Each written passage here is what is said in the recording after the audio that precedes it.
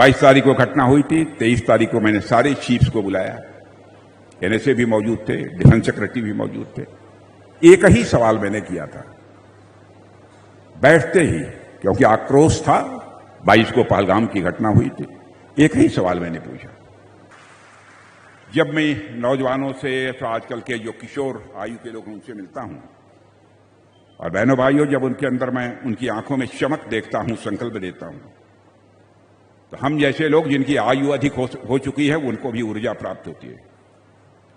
और मैं मानता हूं यही ऊर्जा जो बच्चों के अंदर, आंखों के अंदर जो चमक जो दिखाई देती है, भविष्य में चलकर यह भारत की पहचान बनेगी, मेरा पक्का विश्वास है। हमारे युवाओं की ऊर्जा और उनका संकल्प हमारे ऑपरेशन सिंदूर के दौरान भी, बहनों भाइयों, हमने देखा है, करिश्मा किया। और हमारी सेनाओं ने पाकिस्तान के कायराना हमलों का मुंहतोड़ जवाब दिया है। कैसे दिया है मैं समझता हूं आपको बतलाने की कोई जरूरत नहीं है। एक ही बात मैं बतलाना चाहता हूं अपनी सेना के बारे में। 22 तारीख को घटना हुई थी। 23 तारीख को मैंने सारे चीफ्स को बुलाया, एनएसए भी मौजूद थे, डिफेंस सेक्रेटरी भी मौजूद थे। एक ही सवाल मैंने किया था बैठते ही, क्योंकि आक्रोश था, 22 को पहलगाम की घटना हुई थी।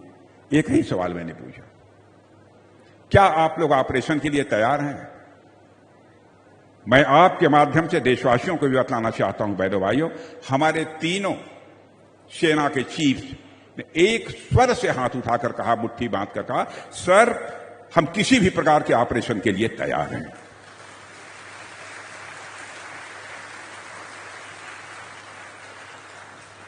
यह है भारत का डिफेंस।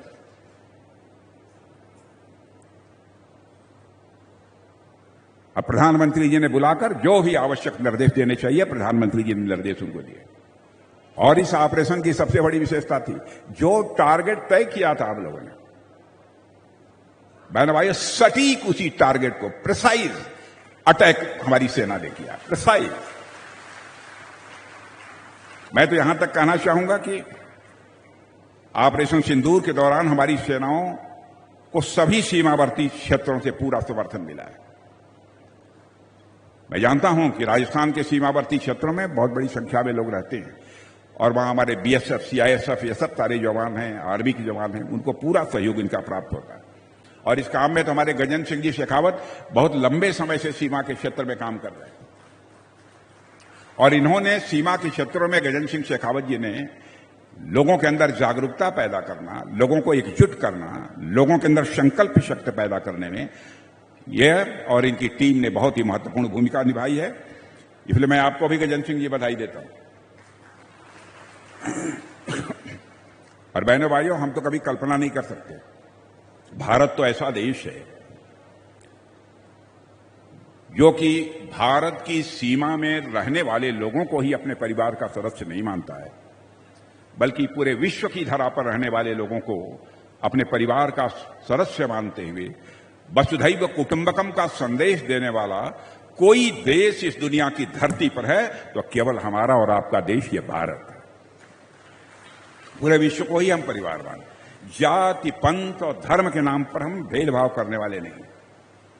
लेकिन आतंकवादियों ने पहलगाम में धर्म पूछकर लोगों को मारा, धर्म पूछकर मारा।